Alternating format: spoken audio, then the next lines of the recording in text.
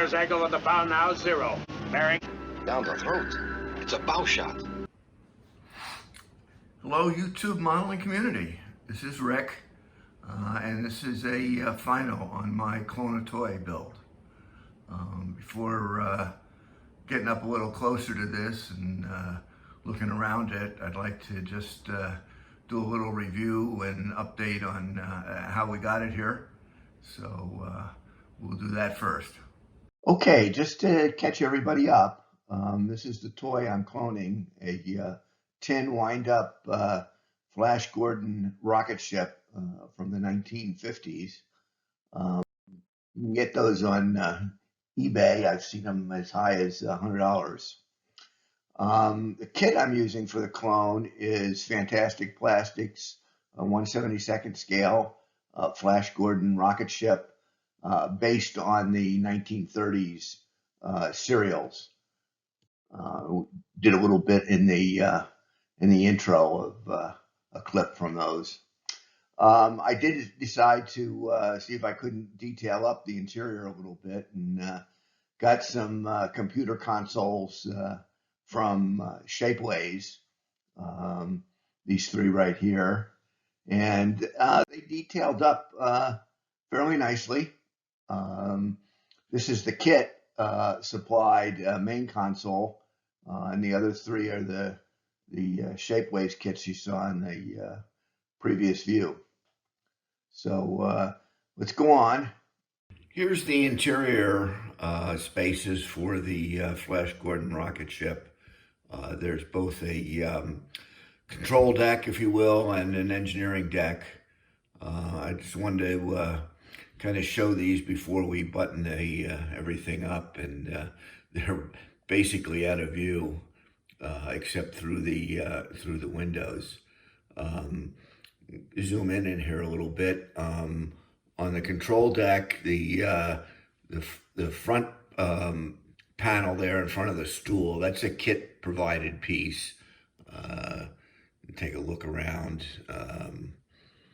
We set it up. I did use it's actually an automotive decal up there on the screen at the top. The other two pieces in on the control deck are Shapeway pieces that we painted up, used a couple decals on, and got them set up for use. And then if we turn back to the engineering deck, the main engine, if you will, is a kit piece, as is the after bulkhead, which has some kind of control panel on it too. And then the control panels here are both Shapeway pieces finished up. My thought here is the control deck will be visible through the windows of the windshield windows of the piece. You will be able to see a good bit of that through there. On the engine compartment, there are two doorways, hatchways, to the exterior, one on the port side, one on the starboard side, that are there. I noticed in watching the movies on YouTube that the exterior scenes were always done from the port side door, probably because the set was just a simple mock-up of a piece of the ship. So my plan is to have the port side door open through which you should be able to see these panels or part of them. So I think it's going to add a lot to the overall model.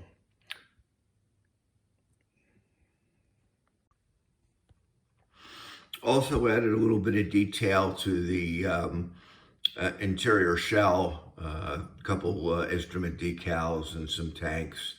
I think that'll also help out I'm going to take a minute here and I just insert the deck in there and take a look at how the whole thing works before we close it up.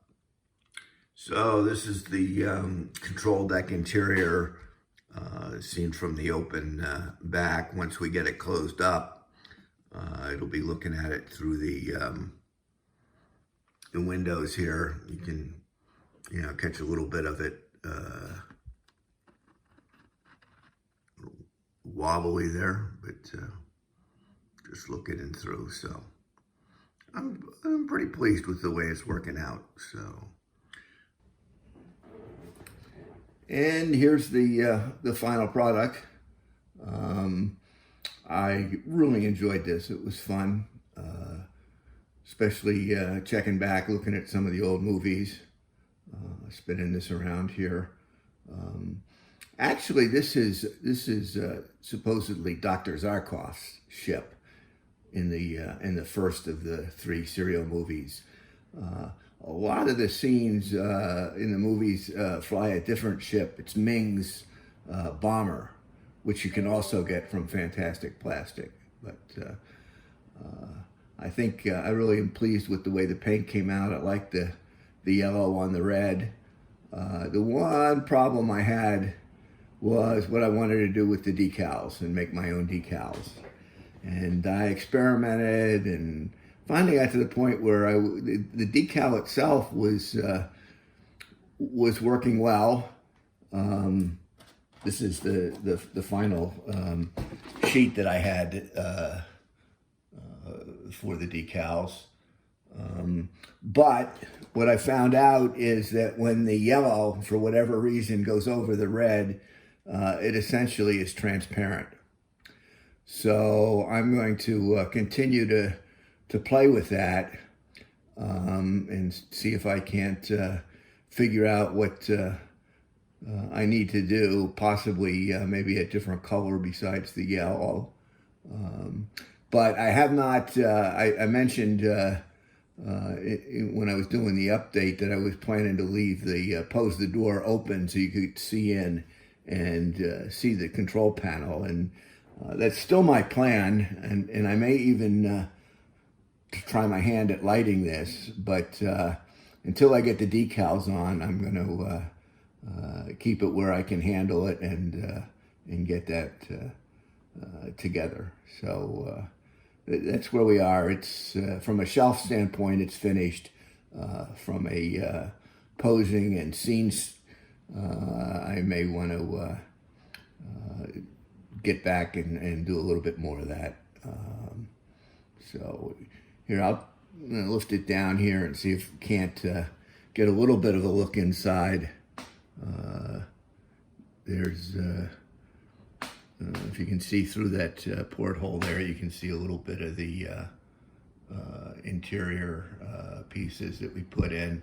The light's not letting you get in exactly in here into the full interior. I don't want to handle it too much. So, but I really had a lot of fun.